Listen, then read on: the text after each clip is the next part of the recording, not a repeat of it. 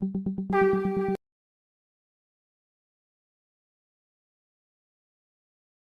प्रेममय श्री ठाकुर जी के श्री चरणों में मेरा कोटि कोटि प्रणाम।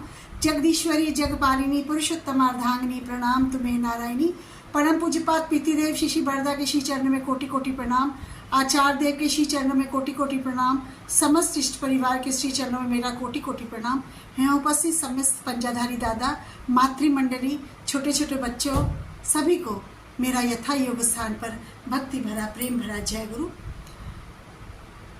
कहते हैं ना, संगीत से होता है सांसों का व्यायाम, नृत्य से होता है देह का, यही व्यायाम है सहज व्यायाम, इसके सिवाय नहीं कोई दूसरा। अभी इतना सुंदर संगीत में प्रस्तुति चल रही थी, इस पर भी ठाकुर जी बोले हैं कि संगीत से ही होता है सांसों का व्यायाम, नृत्य से होता है देह का, यही व्यायाम है सहज व्यायाम, इसके सिवाय नहीं कोई दूसरा।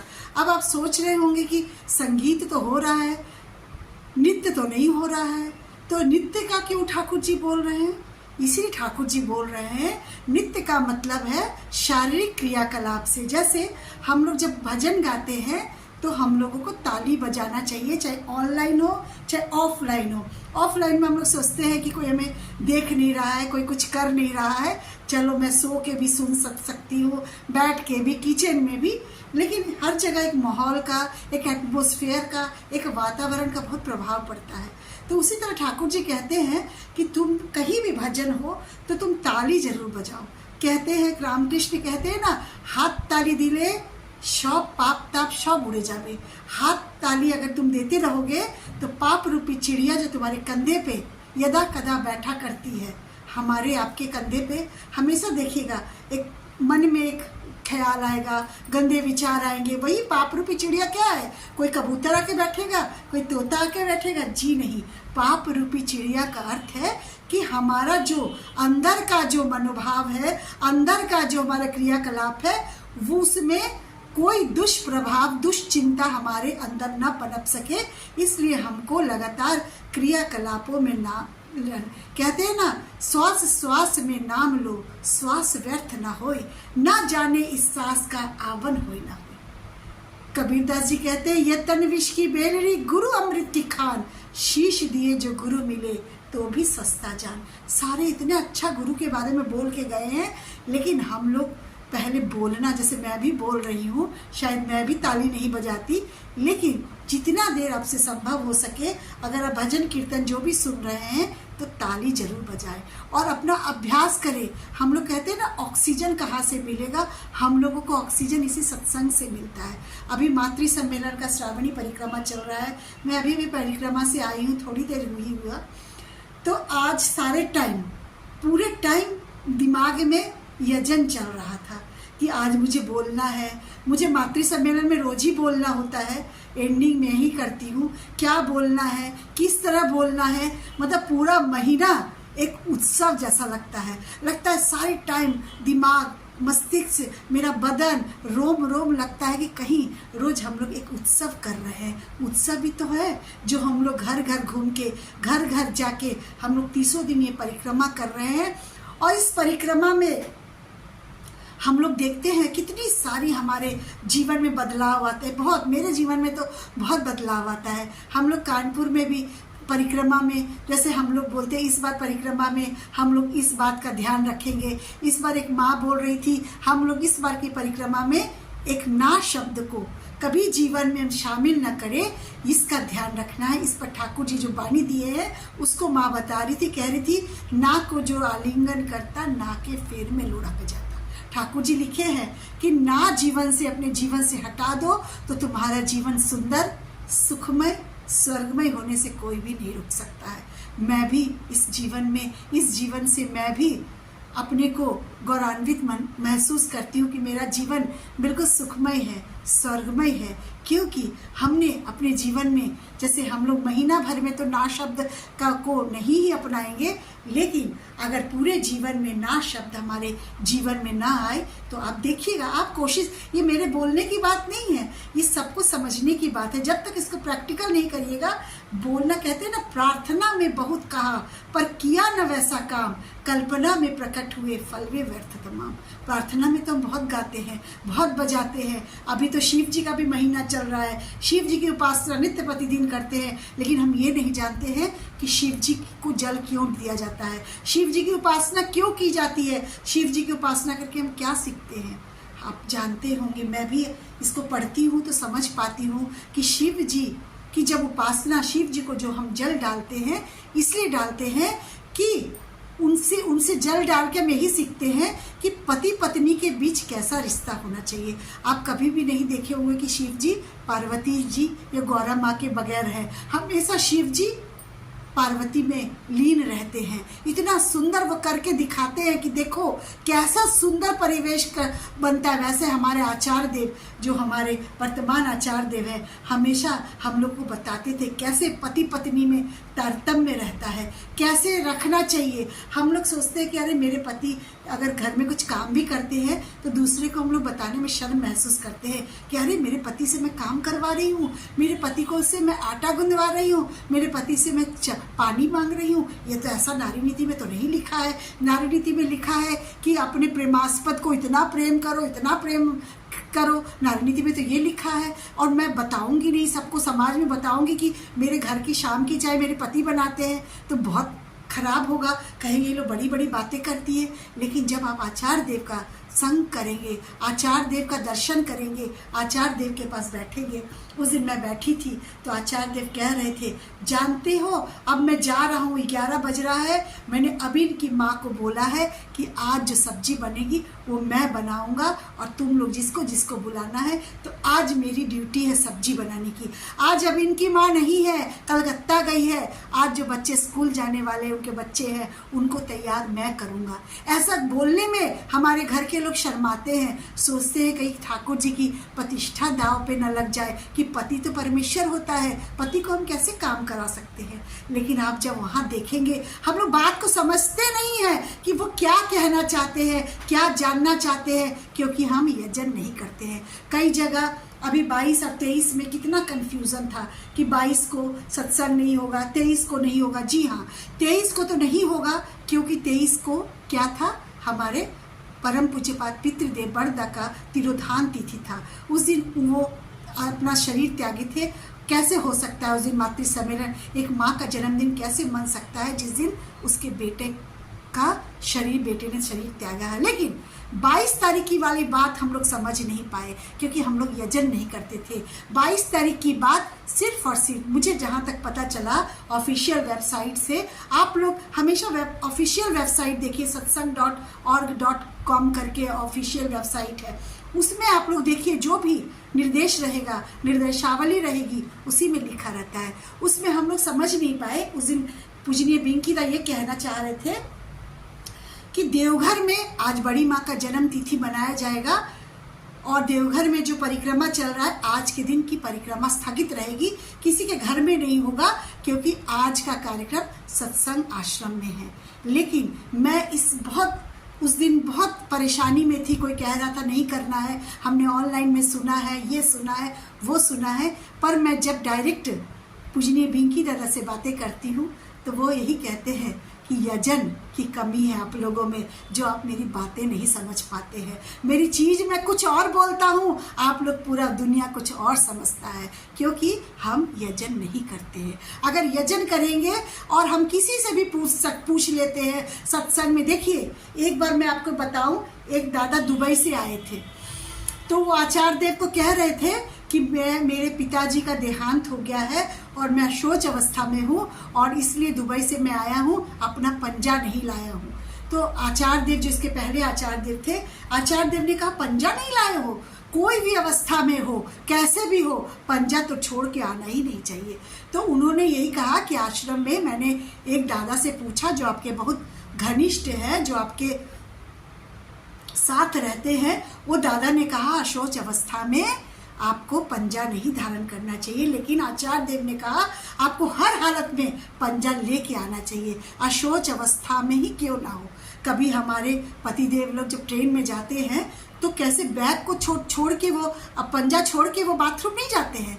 अपने पंजा की सुरक्षित रखने के लिए हम लोग को पंजा को टांगे रहना पड़ता है दादा लोगों को कि कहीं पंजा चोरी ना हो जाए। पंजा चोरी हो जाना एक बहुत बड़ा अपराध है। आप भी पाप के भागीदारी बनोगे और जो चुराया है वो तो पाप का भागीदारी है। तो कितनी सारी बातें हैं जो हम लोग नहीं जानते हैं, हम लोग नहीं समझते हैं, अपने मन की ग्रंथियों को में उलझे रहते हैं। और हम कहते हैं हम देवघर जाते हैं तो मर्दा बोलते हैं देवघर वो तीर्थ स्थल है जहाँ जाके आपकी मन की ग्रंथियाँ सुलझती है, उलझती नहीं है। लेकिन हम देवघर जान से आने के बाद हमारी मन की ग्रंथियाँ उलझ उलझ के चली जाती है, इतनी उलझ जाती है कि हम जब देवघर से आते हैं तो हम सोचते हैं कि एक सत्संग करें, एक भजन कीर्तन रखें ताकि हम तीर्थ स्थान से आए हैं। हम वहाँ से इतनी सारी ग्रंथियाँ का मोचन नहीं करके आते हैं, हम ग्रंथियाँ पाल के ले आते हैं क्योंकि हम यजन नहीं करते हैं। हमने वहाँ रह के,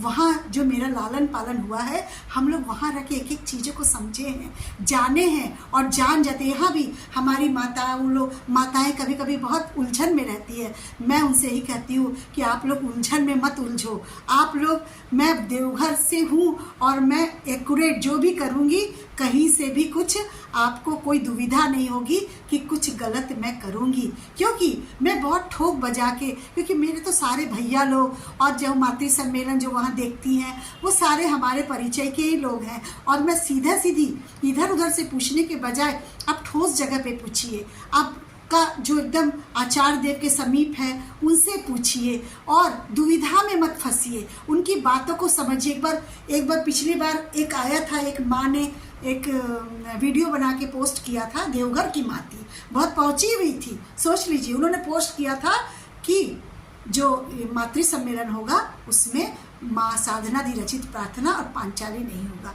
उसके बाद ये द्रुत गति से ये वायरल हो गया। उसके बाद जब देवघर में समाचार गया, आचार्य देव उनको बुलाए और फिर बोले कि आपने ऐसा क्यों किया। वो बोले मैं सबको डिस्टर्ब करना चाहती थी कि मेरी पूछ हो और मेरे पीछे पीछे लोग आए। फिर आचार्य देव ने उनसे एक वीडियो बनवाया कि आप वीडियो डालो कि ऐसा मैंने गलत कहा। तो आप लोग इतना यजन करिए, इतना यजन करिए, इतने स्ट्रांग हो जाइए, इतने मजबूत हो जाइए। कहते हैं ना, इष्ट में रखो भक्ति अटूट, शक्ति पाओगे मन में, रंग दो स्वभाव उनके रंग में, पड़ोगे नहीं दुख में। क्या हम रंगीन हुए हैं? क्या रंग में रंगे हैं उनके स्वभाव में? हम तो पता नहीं कौन से रंग में रंगे जा रहे हैं। हमारा स्वभाव, हम तो हमारी स्वभाव हम अपने ही रंग में रंगे हैं। हमको इष्ट में रंग के रंगने बोले हैं। इष्ट में के रंग में रंगेंगे तो आप पे मैं दृढ़तर और बिल्कुल निश्चित तौर पे कह रही हूँ कि दूसरा रंग आप पे चढ़ेगा ही नहीं। यहाँ पर आती है कि आपकी निष्ठा कितनी है, आप कितनी प्रतिष्ठा कर रहे हैं ठाकुर जी का। हम सोचते हैं निष्ठा क्या चीज़ है, कि निष्ठा कौन सा शब्द है। मैं सोचती हूँ निष्ठा का मतलब वही होता है अपनी कमियों को जान लेना। हमारे अंदर क्या कमी है? हमारा हाथ हमारी बात नहीं सुन रहा है, हमारा मुंह हमारी बात नहीं सुन रहा है, हमारा कान हमारी बात नहीं सुन रहा है, हमारी पैर हमारा बात नहीं सुन रहा है, तो हम किसको सुनाएंगे, किसको ठीक करेंगे? इसीलिए कहते हैं पहले अपने हाथ को अपने कंट्रोल में करो, अपने मुंह को करो, अपने कान को वश में करो, अपनी आंखों को वश में करो। एक बार एक आंखें, दो आंखें, एक आम देखती है, वो आंखें देख के उस आंख के मन में लालच जगता। देखिए हमारा शरीर कैसे हमारे मन की बात नहीं सुनता है, हमारा सुनता ही नहीं है, क्योंकि हम अपनी कमियों को जान ही नहीं पाते हैं। तो हम निष्ठा क्या, प्रतिष्ठा भी नहीं कर पाएंगे। जब तक हम निष्ठा अपनी कमियों को नहीं जानेंगे तब तक प्रतिष्ठा करना मुश्किल है, नामुमकिन नहीं है, मुश्किल जरूर है। करत करत अभ्यास के जड़पति हो सुजान, रस्सी यावत जात है सिल पर पड़े निशान। करत करत अभ्यास के जड़बती हो सुजान। अभ्यास करते करते ये चीज़ होती है, एक दिन में, 2 दिन में, लेकिन आपको बहुत स्ट्रांग, बहुत दृढ़ रहना पड़ेगा। इतना सोचना पड़ेगा कि झंझट तूफान जितना भी आए, मन में रखना जोर, माथे पे तेरे दयाल ठाकुर क्या चिंता तेरी हो। ये बातें मैं भी कहती हूँ, शायद आप भी जानते होंगे, दुनिया जानती है कि हमारे सर पर रख दो ठाकुर अपने ये दोनों हाथ। हम तो कहते हैं, लेकिन जब हम विचलित होते हैं तो हम पता नहीं कहाँ ठाकुर जी को भूल जाते हैं, क्योंकि हम इष्ट के रंग में रंगे ही नहीं हैं। हम सियार बने हैं, हम तो कुछ क्षण के लिए रंग में रंगते हैं, फिर जैसे ही इस मोह माया की दुनिया में आ जाते हैं हम रंग विहीन हो जाता है, क्योंकि इष्ट के रंग में रंगना बहुत कठिन है लेकिन नामुमकिन नहीं है। तो मैं आम की बात कर रही थी कि वो आंखें आम देखती है और चल जाती है, उसका मन विचलित, का मन विचलित हो जाता है, उसका पैर उसके कंट्रोल से बाहर हो जाता है। तो आंखें आम देखती है, लालच मन में पैदा होता है, पैर अपना भागता है आम को तोड़ने के लिए, उसके हाथें आम तोड़ती है, मुंह से वो आम खाए, मुंह उसका खाने का काम करता है, पेट उसको रखने का काम करता है। लेकिन जब मालिक का डंडा पीठ पे पड़ता है तो वापस उसी आंख से आंसू बहता है, चोट उसी आंख को लगता है। आंख के साथ साथ सारे हमारे अंग ने अपराध कर डाला, लेकिन जब पिट गया हमारा पीठ तो फिर उसी आंखों से अश्रु निकल गया। इसलिए कहता है, असीम जब ससीम होके सीमा में लेते स्थान, वृत्ति भेदी टान रहने से देखोगे भगवान। भगवान कैसे दिखेंगे? हमको आपको ऐसे ही दिख जाएंगे? भगवान रोज है हमारे साथ है, हमारे साथ भगवान की कमी नहीं है, भगवान सारे टाइम हमारे साथ है। लेकिन हम लोगों का वृत्ति भेदी टान नहीं है। हम लोग सत्संग जरूर करते हैं, लेकिन सत्संग न जात देखता है न पात देखता है। सत्संग ये नहीं जानता है कि वो जापान है कि अमेरिका है कि सोवियत संघ है कि चीन है। सत्संग कुछ नहीं जानता है। सत्संग सिर्फ सत्संग की छत के नीचे बस सत्संग सिर्फ सत्संगी भाई बहन को जानता है। सत्संग की कोई भाषा नहीं है। एक बार ठाकुर जी कह रहे हैं, रसूल जो थे मोहम्मद रसूल के एक हाथ में कुरान और तलवार दोनों हैं। देखिए, हम अपने ढंग से अपनी बातों को मरोड़ के तोड़ के अपनी बातों को जानते हैं। ठाकुर की बातों को हम तोड़ मरोड़ के समझते हैं, अपने हिसाब से जानते हैं। तो मोहम्मद रसूल जो हाथ में कुरान लिए हैं, एक तलवार भी है, तो उनके भक्त जो उनके लोग हैं वो कहते हैं, तथाकथित जो कुछ वर्ग है वो कहते हैं, मोहम्मद रसूल कहते हैं कि तुम लोग अगर हमारी बात नहीं मानोगे तो इस तलवार से काट दिए जाओगे। लेकिन ठाकुर जी कहते हैं कुरान और तलवार का अर्थ दूसरा है। कुरान का अर्थ ये है कि तुम अपने भगवान को, अपने साहित्य को, अपने गीता को बिल्कुल तलवार की धार की तरह कट्टरता से मानो, नहीं तो ये धार काम नहीं करेगा। लेकिन उसका मतलब हम लोग बदल देते हैं। हाँ, एक शब्द जैसे कहते हैं ना, माँ के साथ घी जोड़ने मागी हो जाता है। मागी जो बंगला में मागी शब्द है, इसको वेश्या के लिए यूज़ किया जाता है। तो शब्दों का बहुत फेर होता है। एक शब्द बदल जाने से पूरी कायाकल्प ही हो जाती है, पूरा मतलब बदल जाता है। तो हम लोग क्या करते हैं, अभी हमारी मदर इन लॉ, अभी हमारी सासू माँ हमारे साथ है, उनसे मैं कह रही थी कि मैं जानती है अम्मा, हम लोग बहुत विशाल यूनिवर्सिटी के छात्र हैं। तो वो बोली कैसन यूनिवर्सिटी के बात करत हो? तो वो भोजपुरी बोलती है, बोली कैसन यूनिवर्सिटी बात हो हार?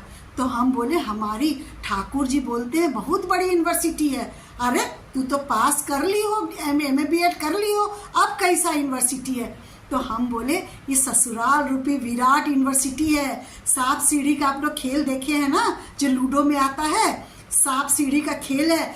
98 पे एक सांप बैठा रहता है, वो हमको 100 तक जाने नहीं देता है। 98 का सांप हमको 99 100 तक जाने से पहले 98 अगर आ गए तो काट के फिर हमको 1 पे पहुंचा देता है। उसी तरह ये विशालका यूनिवर्सिटी हमारा ऐसा ही है, जहाँ पर हम अंतिम क्षण तक पास नहीं होते हैं। मैं चाहे एमए बीएड हूँ, चाहे डबल एमए बीएड हूँ, चाहे कुछ भी हूँ, आपको वहाँ पर दक्षता से तौला जाता है। काम की दक्षता बहू को कितनी है, बहू कैसी है, बहू मृदु भाषु है कि नहीं, बहू ठीक से रहती है कि नहीं, बड़ों का सम्मान करती है कि नहीं, ये दक्षता देखी जाती है।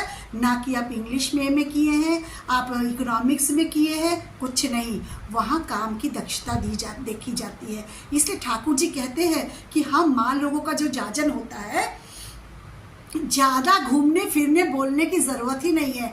ठाकुर जी कहते हैं माँ लोगों का जाजन, जब मम्मतदार ने पूछा कि हमारी माँ लोग जाजन कैसे करेंगी, दिन भर घूमेगी क्या?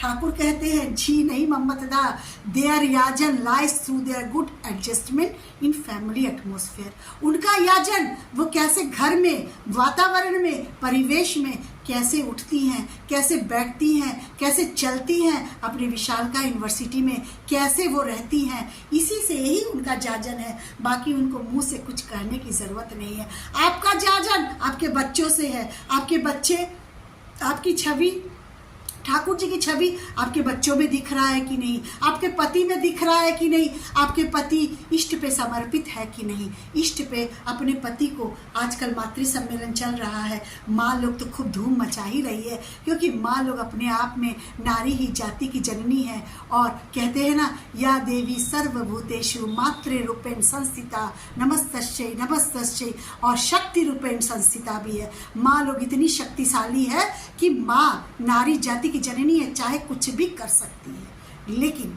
जब पति की बारी आती है तब हम लोग उनको नहीं ले जाते हैं, उनको इष्ट के प्रति समर्पित नहीं करते हैं, उनको अपने प्रति समर्पित करते हैं। इसलिए आचार्य देव कहते हैं कि तुम जानो तुम्हारी पत्नी को क्या दिक्कत है, क्या परेशानी है। ये नहीं कि अगर पत्नी आई है तो तुमसे दबके रहेगी, उसको सम्मान दो। इसलिए ठाकुर जी कहते हैं, पत्नी की निष्ठा नहीं पति में, पति का नहीं पत्नी में टान, ऐसे चाल चलन हो जिसका श्रद्धा हरा हो संतान। शिक्षा लेके दीक्षा धरो, आचार को करके साथ, आचरणी बोध चलन से ज्ञान समंदर हो जा पार। आचरणी बोध चलन हम करते हैं, हम तो देवघर जाते हैं, कहेंगे हम बंगला नहीं समझते हैं जी, यहाँ तो बंगला बोला जाता है। लेकिन मैं कई लोगों को, कई अंग्रेज को देखी हूँ, कैरी ब्रेस दादा को देखी हूँ, उनकी माँ को देखी हूँ, अनवरत आचार्य देव को निहारते रहते हैं। उनकी आंखों की भाषा वो समझ जाते हैं, उनका बॉडी लैंग्वेज से वो सारी बातें समझ जाते हैं। वो तो नहीं बोलते हैं कि दादा बंगला बोल रहे हैं तो हमको समझ में नहीं आता, उनको तो हिंदी भी नहीं समझ में आएगा। तो हम लोगों का भाव से हम लोग समझ जाएंगे। अभी तो आचार्य देव खूब हिंदी बोल रहे हैं और कह रहे हैं कि मुझे इतना बोलना पड़ रहा है, इतना बोलना पड़ रहा है, क्योंकि आप लोग हमारी बातें नहीं सुनते हैं, नहीं समझते हैं, और मुझे इतना ज़्यादा बोलने की ज़रूरत ही नहीं। अब पूजनीय बिंकी दा कह रहे हैं दादा को इतना बोलना पड़ता है क्योंकि दादा की बात सुनी ही नहीं जाती है, लोग सुनते ही नहीं हैं। तो हम लोगों को सुनना पड़ेगा। मैं जब भी दशहरे के समय में, चाहे अप्रैल के समय में, जब हम लोग को मातृ सम्मेलन, बड़ा वाला मातृ सम्मेलन देवघर होता है, तो मुझे फ़ोन आता है। पूजनीय बिंकी दादा तो नहीं करते हैं, लेकिन उनके निर्देश में जो बुकनी दादा है वो फ़ोन करेंगे कि ममता तुम आई हो कि नहीं, तो तुमको बोलना है। तो आप कहीं से भी उठा के नहीं बोल सकते हैं।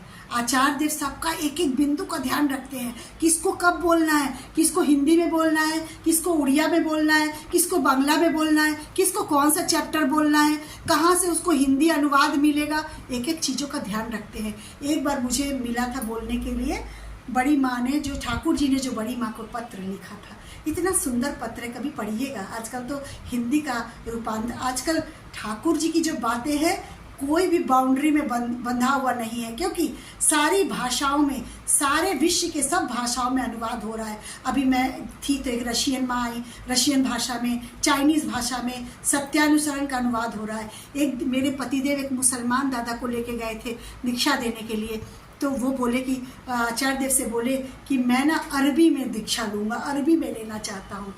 तो आचार्य देव उनसे कहते हैं, मेरे पतिदेव से कहते हैं कि आप जो ये जो इष्टवृत्ति का मंत्र है, आप किसी अरबी विद्वान के पास जाइए, उनको हिंदी में समझाइए, ताकि वो हर चीज़ की, आचार्य देव हर चीज़ की दवा रखते हैं, हर चीज़ की दवाई तुरंत हाजिर कर देते हैं। तो हम आचार्य देव को देख के हम क्यों नहीं सीखते हैं, हमको सीखना पड़ेगा। और विशालका यूनिवर्सिटी में हम मान लो जो ठाकुर जी को कंधे पे लेके लड़कियां इधर से उधर जाती हैं, आजकल देख रहे हैं कथावाचक जितने हैं ऐसी ऐसी बातें बोल डालते हैं कि इससे द्वंद्व चल रहा है। तो ठाकुर जी के यहाँ तो ठाकुर जी कहते हैं नारी तो जाति की जननी है, तुम मनुष्य की माँ जैसा बनने की चेष्टा करो, कतनी सेवा और भरोसे से, लेकिन घुल मिल कर नहीं। देखोगे कितने तुम्हारे अपने बनते जा रहे हैं। ये सही बात है। जीवन में देखिएगा बहुत सारी, जितनी घनिष्ठता बढ़ेगी उतना ही आपको परेशानी होगी। इसलिए माँ, जो औरत का जो सबसे, नारी का जो सबसे सुंदर रूप है वो एक माँ का है। माँ शब्द में इतनी पवित्रता रहती है, माँ का नाम सुनते ही वो एकदम पवित्रता से भर जाता है। तो ठाकुर जी यही बोलते हैं कि नारी जाति की जननी है, अगर मैं नारी रूप में आता तो मेरा रूप बड़ी माँ का होता। इतना सम्मान वो पत्नी को देते थे, इतना सम्मान बड़ी बहू को देते थे। बड़ी बहू को कहते थे, बड़ी बहू, एक बार बड़ी माँ गिर गई थी तो बोली, बड़ी बहू मुझे बहुत लज्जा आ रहा है, तुम गिर गई हो लेकिन आइंदा कभी गिरना नहीं। इतना सुंदर ठाकुर जी इतनी अच्छे से बोलते थे। एक बार मेरी मदर इन लॉ थोड़ी दुखी थी, मेरे ससुर जी नहीं हैं, तो वही मैं उनको ठाकुर जी की बात सुना रही थी, बड़ माँ का सुना रही थी। बड़ी माँ कहती है कि सब ज़्यादातर औरतें, ज़्यादातर लेडीज़ चाहती है कि मैं बिंदी, लिपस्टिक, सिंदूर लगा के इस दुनिया से जाऊं, सधवा जाऊं। लेकिन बड़ी माँ के विचार भिन्न थे। बड़ी माँ कहती थी मैं पहले, ठाकुर जी मेरे पहले जाए ताकि मैं उनको अच्छे से संभाल के देख सकूं, विदा कर सकूं, और अगर मैं चली जाती हूं तो मेरा ठाकुर को कौन देखेगा। ये बातें कौन कह सकता है? पुरुषोत्तम ही कह सकते हैं। हम लोग पुरुषोत्तम ध्वनि देते हैं, बंदे पुरुषोत्तम बोलते हैं, 2 बार पुरुषोत्तम बोलते हैं। पूर्ववर्तनों को जो नहीं मानता प्रकृत बलेच वही कहलाता। हम लोग कहते हैं ये मंदिर नहीं जाओ, वो मंदिर नहीं जाओ, लेकिन ठाकुर जी कहते हैं पूर्ववर्तनों को जो नहीं मानता प्रकृत बलेच वही कहलाता। इसलिए हमको पूर्ववर्तनों को ही लेके, पूर्ववर्तनों के कारण ही हम लोगों को पुरुषोत्तम ठाकुर जी मिले हैं। 2 बार बंदे पुरुषोत्तम हम बोलते हैं तो हम कृष्ण और राम का आह्वान करते हैं, तीसरी बार में ठाकुर अनुकूल चंद्र जी का नाम लेते हैं। तो हम लोग इसको समझना पड़ेगा, यजन करना पड़ेगा और किताबों को छानना पड़ेगा। अभी तक देखिए नारी नीति का कितना चीज़ हम लोग जान गए। प्रेमास्पद के प्रति प्यार होना चाहिए। प्रेमास्पद किसको कहते हैं? अगल बगल अड़ोसी पड़ोसी। प्रेमास्पद हमारे परम प्रेममय श्री ठाकुर है, उनके प्रति कैसा प्यार होना चाहिए? ऐसा होना चाहिए जब मुझे ये आचार्य देव, जो पहले आचार्य देव थे, वो पूछते थे तुम्हारे घर में कितने लोग हैं, तो मैं सोचती थी कि गिनूं 1 2 3 4 5, हम 4 भाई बहन, मम्मी पापा 6। लेकिन मेरा दिमाग थोड़ा तीक्ष्ण था, मैं देखती थी कि दूसरे लोग क्या बोल रहे हैं। दूसरे लोग कहते थे मेरे घर में हम 5 लोग हैं, 3 बच्चे, हम पति पत्नी और ठाकुर जी आप हैं, बड़ी माँ आप हैं। तो मैं सोचती थी कि क्या बोलूं। फिर मैं उनकी बातें सुनी, फिर मैं गिनी, हम 1 2 3 4 और ठाकुर जी और बड़ी माँ और आचार्य देव को खुश करने के लिए बोली आप भी मेरे घर के सदस्य हैं। तो इस तरह वहाँ रह के हम लोग सीखते हैं कि कैसे बोलना चाहिए, क्या बोलने से वो खुश होते हैं। हम लोग को बस ये जानना चाहिए कि उनके मुंह पे 3 इंच का मुस्कान आए, ना कि हम खर्चा करके गए हैं तो हमारा ये समस्या है, वो समस्या है। एक बार की बात है, जब जो वर्तमान आचार्य देव है, मेरे घर में देवघर में गृह प्रवेश था हमारा। तो हमारा गृह प्रवेश तो हम लोगों को आप जानते ही, सत्संग ही होता है। तो मेरे भैया आचार्य देव को बोले थे आने के लिए, तो आचार्य देव जब आए तो सब लोग भीड़ लग गया। तो सब लोग अपना अपना सोचा आचार्य देव आए हैं तो अपना अपना प्रश्न पूछ ले।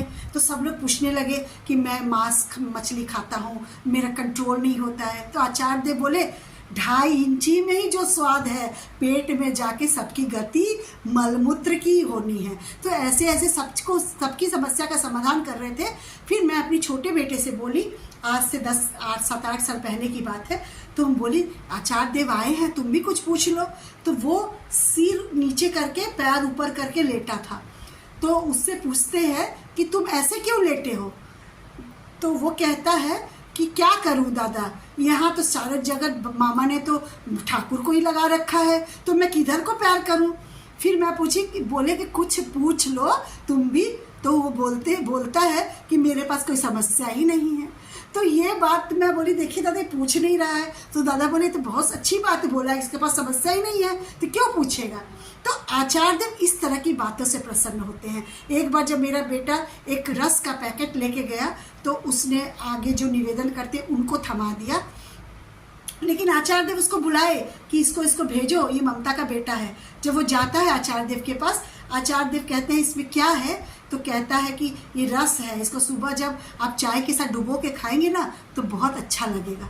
आचार्य देव उस समय कुछ नहीं बोले, मुस्कुराए। जब बाहर निकले तो बाहर निकल के मैं खड़ी थी रास्ते में, तो कहते ममता तुम्हारा बेटा ना मेरे से कह रहा है कि इसको सुबह जब चाय में डुबो के खाएंगे ना तो बहुत अच्छा लगेगा।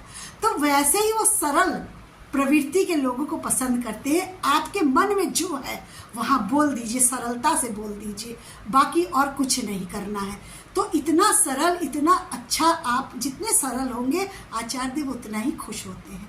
और बहुत सारी बड़ी माँ की बातें हैं जो विशाल यूनिवर्सिटी में हम लोगों को सहायता करता है रहने के लिए, लेकिन आजकल हम लोग विशालका यूनिवर्सिटी में बच्चे को नहीं सिखाते हैं, क्योंकि आजकल कहते हैं कि कंधा से कंधा मिला के लड़कियां चलती है, लेकिन जब चुनाव में ड्यूटी लग जाती है तो वही लड़कियां, जैसे कहते हैं ना कौवा राम राम राम राम बोलता है, जब बिल्ली पकड़ती है तो टेटे बोलता है। उसी तरह लड़कियां, हम लड़कियां, मैं खुद एक महिला हूँ, मैं भी सोचती हूँ कि हम कहते हैं हम कंधा से कंधा, हमको तनख्वाह बराबर चाहिए, सब कुछ बराबर चाहिए, लेकिन चुनाव में जब ड्यूटी आती है तो हम बोलने लगते हैं अरे मैं तो महिला हूँ, महिला हूँ, महिला हूँ, ताकि मेरी ड्यूटी ना लगे।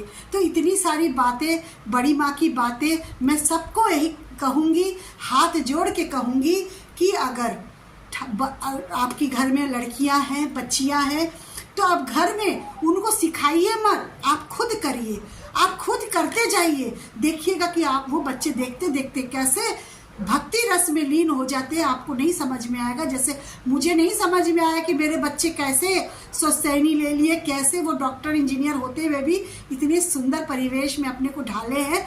आप करते रहिए, चैरिटी बिगिंस एट होम। अच्छे काम की शुरुआत घर से होती है, इसलिए घर में आप लोग अपना जो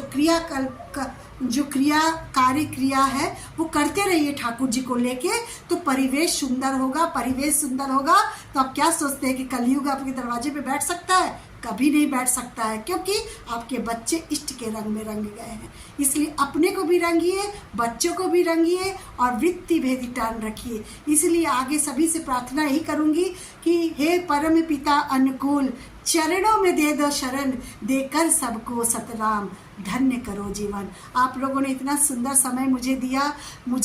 मैं जब इसको YouTube पे डालती हूँ तो कई माँ लोगों का मैसेज आता है कि आप वीडियो कभी नहीं डालती हैं, तो आज विशेष तौर पे आप लोगों के लिए मैं वीडियो खोल के ही आज बोल रही हूँ। तो बहुत सुंदर, अच्छा लगा यहाँ पे इस मंच पे, और बाकी तो मैं रोज़ सुनती हूँ। सभी की मंगल प्रार्थना करते हुए सभी को बहुत बहुत जय गुरु। जय गुरु माँ।